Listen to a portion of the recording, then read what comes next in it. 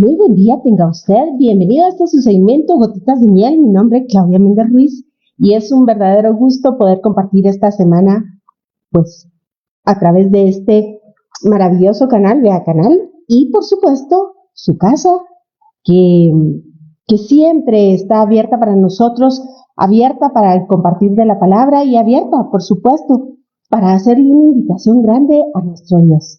Así que el día de hoy damos gracias al Señor por la primera semana transcurrida del mes de enero. Como nada, ya una semana, 2024, va caminando y corriendo rápidamente. Y déjeme comenzar, por favor, este segmento primeramente agradeciéndole a usted cada uno de los maravillosos comentarios, de sus palabras cariñosas y de bendición para convivir el día de ayer, que estaba de manteles largos. Muchísimas gracias. Y déjenme, en relación a esto, contarle algo acerca de la sabiduría judía del pueblo de Israel, esa sabiduría que ha sido trasladada de boca en boca y que nos explica cosas muy hermosas acerca de la fecha del natalicio. Déjeme decirle que el pueblo de Israel, una de sus bendiciones preciosas es: te felicito porque hace tantos años, los años que corresponda de vida de la persona, Dios dispuso que este mundo no podía seguir sin tu presencia. Así que vamos a platicar acerca de esto y de muchas cosas más a lo largo de estos minutos en los cuales yo me siento muy gozosa que ustedes nos acompañen. Y además déjenme decirle que se dice en el pueblo de Israel que el día del cumpleaños la felicitación no solamente es para el cumpleañero, sino primeramente la bendición para Hashem, para nuestro Dios, y por supuesto para el vaso que fue el medio que Dios utilizó para traernos a este mundo. Por esa razón le damos gracias al Señor, gracias infinitas por la misericordia que un día nos pensó y deseó crearnos, traernos a este mundo y utilizar un vaso, como repito, un vaso de amor para formarnos en ese vientre a través de los 9 meses de gestación y que nuestros ojos pudiesen ver la luz del sol. Y es que hoy precisamente vamos a continuar hablando acerca del galut, es decir, del exilio. La semana pasada estuvimos platicando, hicimos algunas analogías, algunas explicaciones hermosas o agadá del pueblo de Israel y tuvieron muchísima aceptación. Gracias también por esos comentarios preciosos que nos escribieron acerca de cómo podemos ir creciendo en el estudio y el conocimiento de Dios a través de esas historias lindas que parecen cuentos, pero que encierran verdades bíblicas verdaderamente, y valga la redundancia, que son un tesoro al corazón.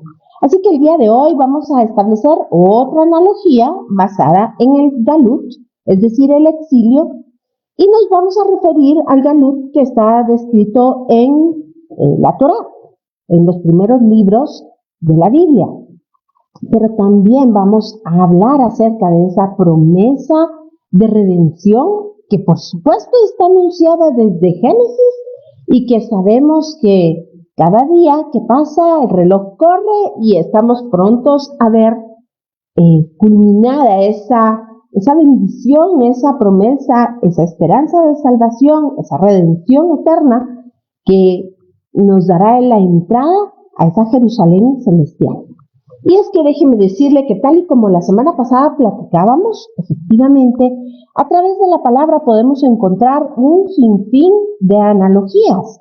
De la misma manera que Dios utiliza las cosas creadas, la naturaleza, para darnos un poquito de su revelación, lo que el ser humano es capaz de entender, así también las diferentes historias bíblicas, las diferentes situaciones o los mundos creados, la naturaleza, nos hablan justamente acerca de esa revelación de Dios. Y es que recordará usted que nosotros enfáticamente hemos platicado acerca de la promesa de salvación. Pero déjeme decirle que de la misma manera que se establece en el libro de Génesis, como el hombre fue sacado a causa del pecado del huerto, de la misma presencia de Dios, Y la semana pasada hablamos cómo Dios envía el alma a este cuerpo y que podríamos decir que es entonces el exilio de su presencia, el exilio o el galut de cada ser humano, y que, tal y como hablamos también, podemos llamarle Mitzraim o Egipto, a lo que podemos traducir como estrechez, el hecho de que el alma humana esté gozando la presencia del Señor y luego sea traída y disminuida, metida en un envase tan pequeño como el cuerpo humano, podemos decir entonces que es Mitzraim o precisamente este exilio del cual estamos hablando. Pero además, la Biblia nos habla del exilio propio del pueblo de Israel de su tierra. Recordará usted que en el año 586 el pueblo de Israel fue llevado cautivo por Babilonia y estos tuvieron que abandonar su tierra.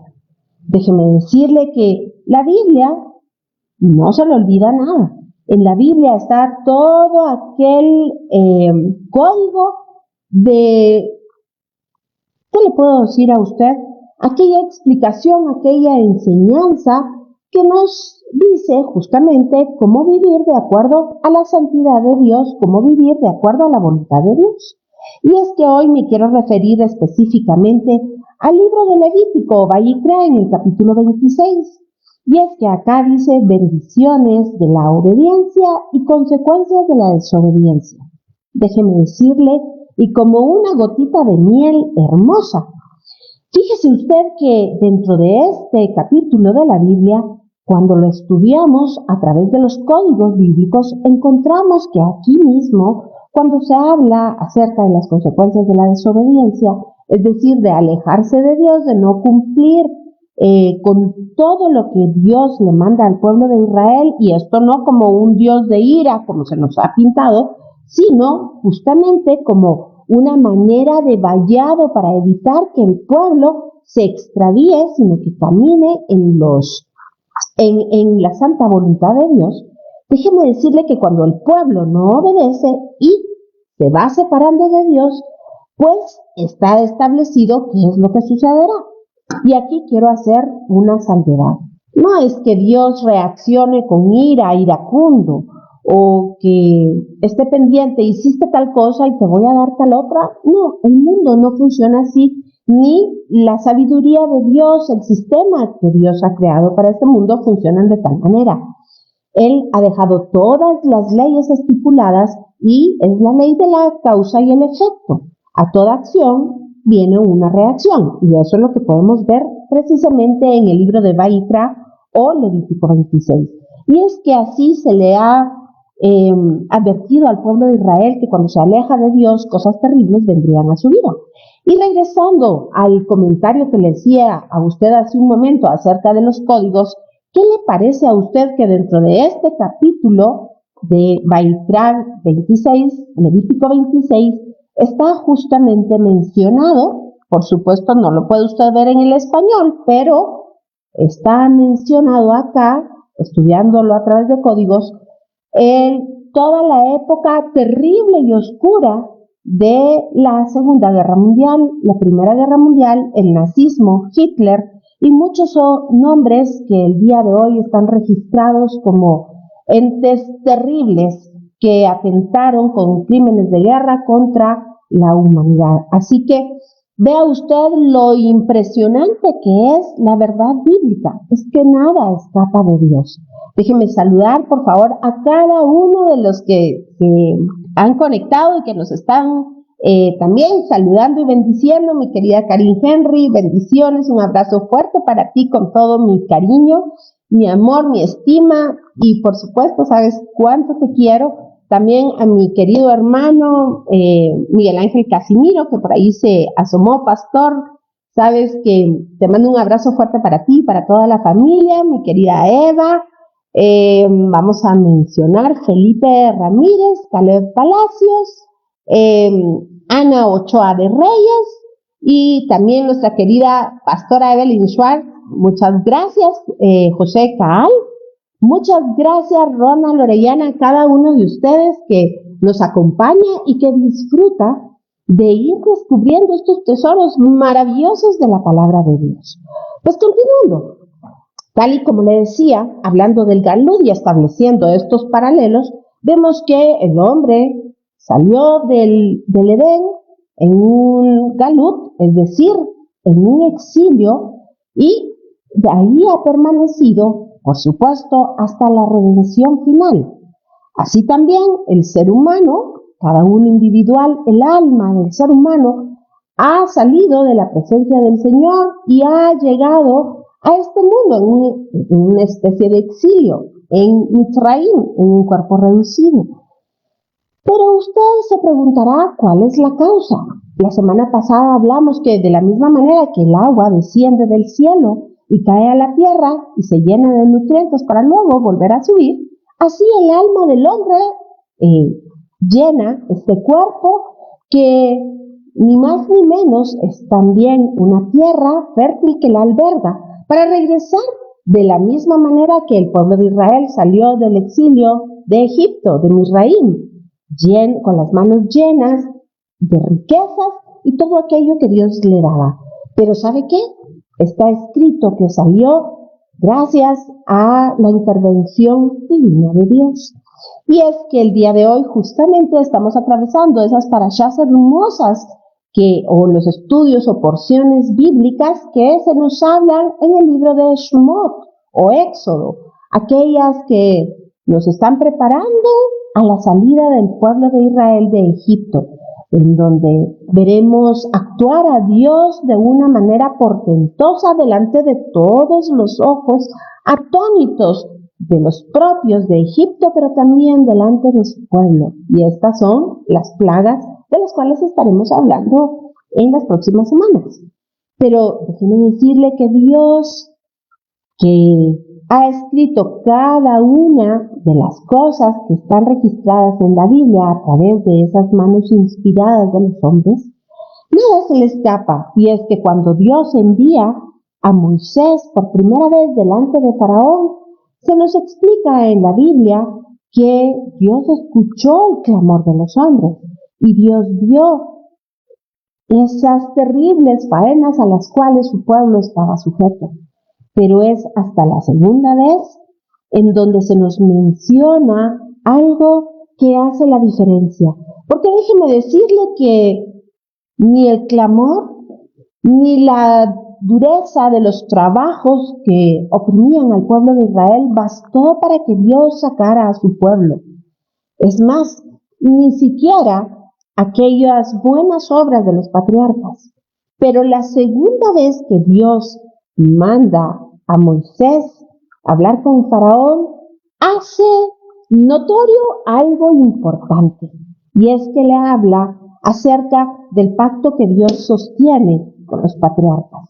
Esa promesa de redención que sabemos está puesta para los hombres desde Génesis, desde allá, desde el momento en el cual Dios expulsó al hombre del paraíso. Y así se lo ha venido recordando a través de Noé, a través de Abraham, de Isaac, Jacob, de los patriarcas y por supuesto a través de Moisés.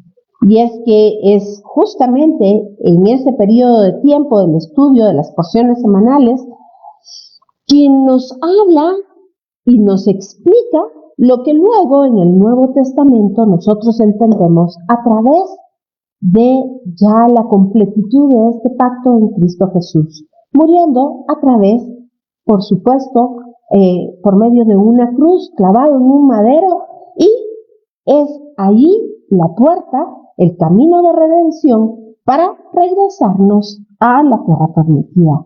Por eso, Apocalipsis termina de la misma manera, hablándonos de la Jerusalén celestial, porque ese es nuestro fin último, la Jerusalén celestial.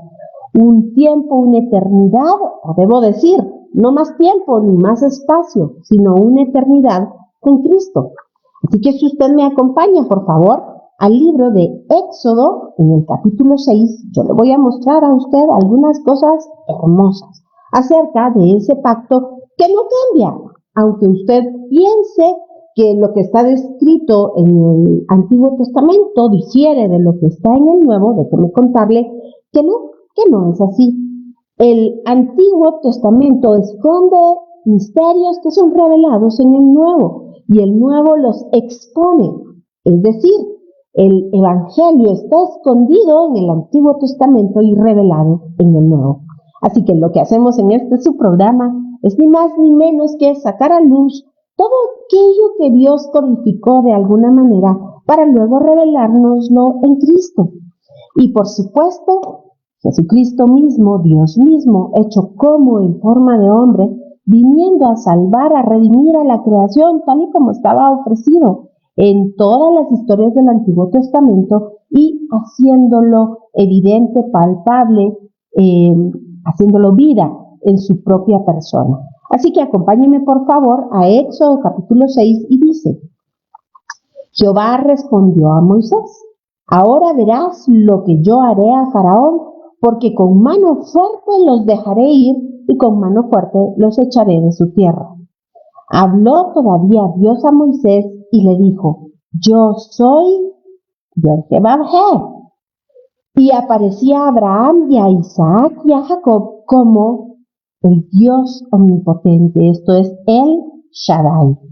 Mas en mi nombre, yo Jehová no me di a conocer a ellos. Y aquí hay un misterio hermoso. Déjeme decirle que, regresando a las analogías, y vamos a ponernos en el contexto de la historia del pueblo de Israel en Egipto. Y es que cuando un pueblo era llevado cautivo porque había perdido la guerra, las batallas contra otro pueblo, registran los historiadores que el pueblo que había perdido era sacado de su tierra y, por supuesto, era forzado a asimilarse. Esto quiere decir que debían olvidarse de sus deidades paganas porque ya estas deidades habían perdido. Así que ya no tenían más poderes sobre ellos ni poderes que ejercer sobre la tierra. Por tanto, olvidaba el pueblo perdedor todas sus tradiciones, olvidaba sus dioses, olvidaba sus cultos y para poder sobrevivir de mejor manera iban adquiriendo todas las costumbres de los pueblos vecinos. Y esto usted lo puede ver en la historia secular de la humanidad.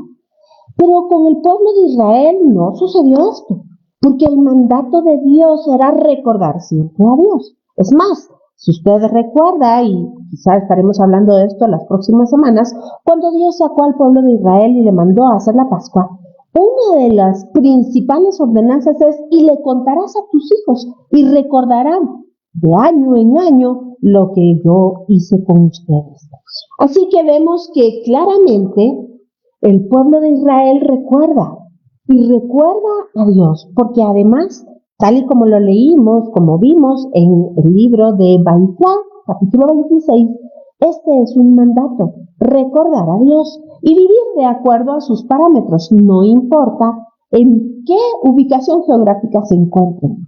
Esto le ha dado la perpetuidad y esto le ha dado la continuidad al pueblo de Israel hasta el día de hoy.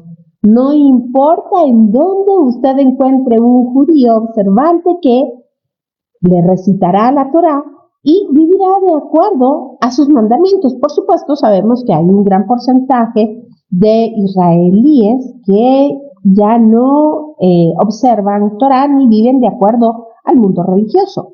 Pero déjeme decirle que este mandato de recordar es un mandato eterno que establece esos vínculos de pertenencia.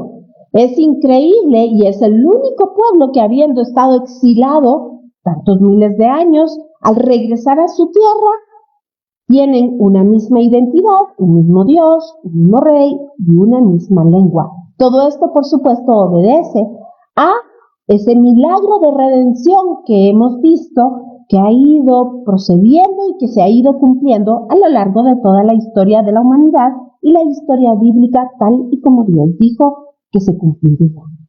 Regresando entonces a Éxodo 6, Shmot 6, y dice así: y aparecía a Abraham y a Isaac y a Jacob como Dios omnipotente, mas En mi nombre, yo trabajé, no me di a conocer a ellos. Recuerde usted que Dios se reveló a los patriarcas, pero nunca vimos esos milagros que están prontos a suceder en los próximos capítulos de Shemot. Las plagas fueron cosas verdaderamente asombrosas y si usted se recuerda, también están mencionadas en el libro de Apocalipsis. Así que vemos que la historia es la misma y se repite.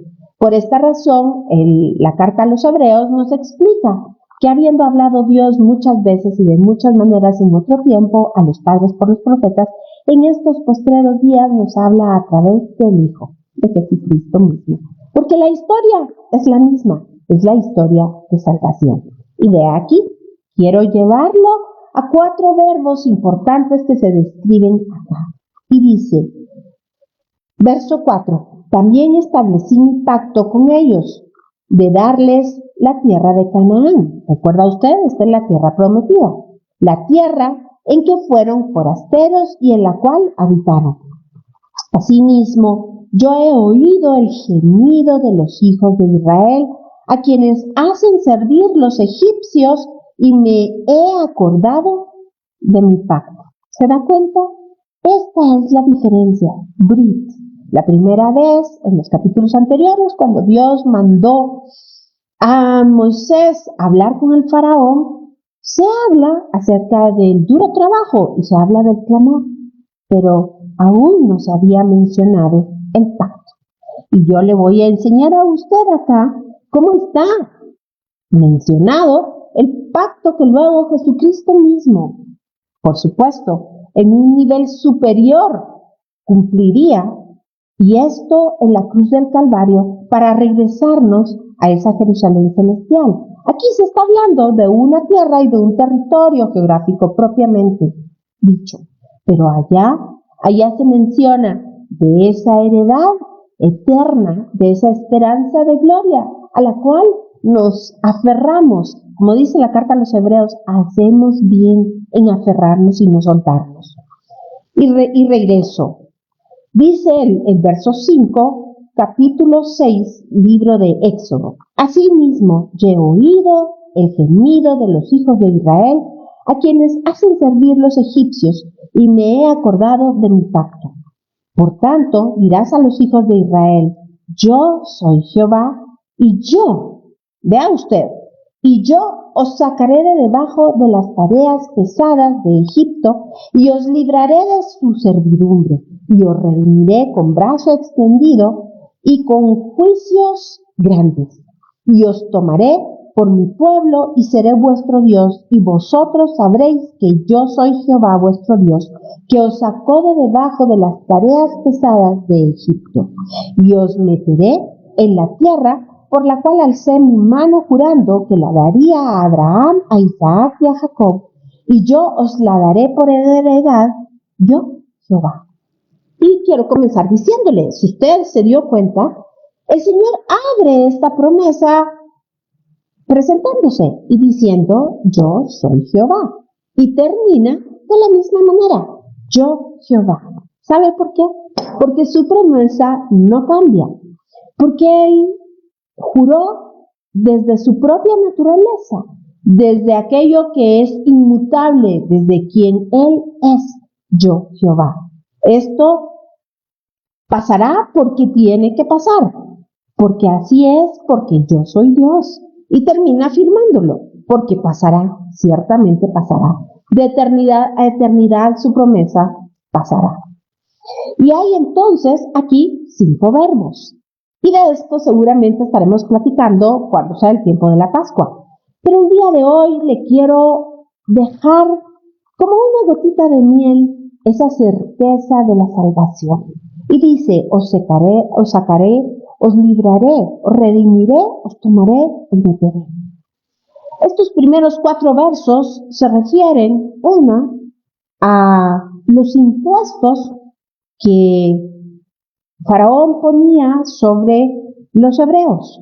Luego, también podemos decir que se refiere a todo el maltrato de la esclavitud.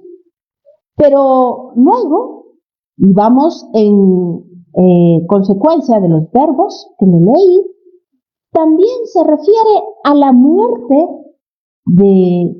que causaba propiamente esta misma esclavitud y luego la promesa de redención. Pero nada de esto sucedería si no hay una promesa y un pacto que Dios cumpliría. Es así como podemos establecer entonces esta analogía con nosotros. ¿Sabe? Este mundo nos impone penas terribles. Hay esclavitud dentro de nosotros y todo esto lleva a la muerte. Hace unos pocos días escuché un comentario que me causó mucha gracia. Y es que una artista decía, esta vida es tan dura que al final te mata. Y efectivamente, así es. Esta vida es tan dura que al final te mata. Porque el ser humano está destinado a ver sobre esta tierra la muerte. Es la única certeza que tenemos todos cuando nacemos, que hemos de ver la muerte, si es que el Señor no viene antes. Pero, ¿sabe qué? En este libro se nos está ofreciendo de parte de Dios el trascender a la vida eterna. Y es aquí cuando nos dice, y os sacaré, y os libraré, y os tomaré, me salté uno, y os redimiré. Y usted me diría, sí, pero falta el quinto verbo, y os meteré. Porque después de que el pueblo de Israel haya sido sacado de Egipto, de la esclavitud, sacado de esa figura que representa la muerte, y que además se le haya dado en Sinaí la capacidad y la forma de servir a Dios y además los parámetros que Dios establece para ser gratos al servirle y al vivir de acuerdo a su voluntad, entonces se ofrece la promesa de la redención de toda la eternidad y os meteré. Y de eso se trata toda la historia bíblica, de meternos de regreso a la Jerusalén celestial, de meternos de regreso al paraíso, a la presencia misma de Dios. Y os meteré, y se lo leo, verso 8, y os meteré en la tierra por la cual alcé mi mano, dice el Señor, jurando que la daría y os la daré por heredad. Yo, Jehová. Y con eso quiero terminar. El Señor firmando, yo alcé mi mano, yo juré por mí mismo, os meteré. Pero ¿sabe qué? El pueblo de Israel quiere, o más bien debe, cumplir su parte del pacto y debe querer entrar a esa tierra de promesa, esa tierra donde fluye leche y miel. Y para cerrar, váyase conmigo entonces al libro de Apocalipsis. Yo le voy a leer a usted cómo ya en los últimos capítulos termina precisamente esta promesa cumplida. Y dice así en el capítulo 21. Vi un cielo nuevo y una tierra nueva, porque el primer cielo y la primera tierra pasaron, y el mar ya no existía más. Y yo, Juan, vi la santa ciudad, la nueva Jerusalén, descender del cielo de Dios, dispuesta como una esposa ataviada para su marido. Y oí una gran voz del cielo que decía, he aquí el tabernáculo de Dios con los hombres, y él morará con ellos. Ellos serán su pueblo, y Dios mismo estará con ellos como su Dios. Enjugará Dios toda lágrima de los ojos de ellos, y ya no habrá más muerte, ni habrá más llanto, ni clamor, ni dolor. ¿Se da cuenta? La historia es la misma, porque las primeras cosas pasaron, y el que estaba sentado en el trono dijo, he aquí, yo hago nuevas todas las cosas, y me dijo, escribe, porque estas palabras son fieles y verdaderas. Y me dijo, hecho está, yo soy el alfa y la omega, el principio y el fin. Al que tuviere sed, yo le daré gratuitamente de la fuente del agua de vida. Y el que venciere heredará todas las cosas, y yo seré su Dios, y él será mi hijo. ¿Se da cuenta? Esta es la consumación de esa promesa en el Antiguo Testamento, porque la historia es la misma. ¿Y sabe qué? Dios juró por sí mismo que si era necesario morir para que esto se cumpliera, juró que lo haría. ¿Y sabe? Lo cumplió en una cruz, en un madero. Y estamos esperando esta redención y esta promesa de meternos a la Nueva Jerusalén. Así que si usted continúa leyendo en el capítulo 21, del verso 9 en adelante, verá la descripción de esa Nueva Jerusalén y puede terminar los últimos capítulos con esas promesas hermosas de salvación. Así que nos robamos unos minutitos más de este su segmento, pero la invitación es para la próxima semana que usted nos acompañe en misma hora y por favor háganos saber de usted en nuestro muro de Facebook y por supuesto la exhortación, no se aleje, quédese en la buena compañía de Vea Canal. Nos vemos la próxima semana. Muchas bendiciones.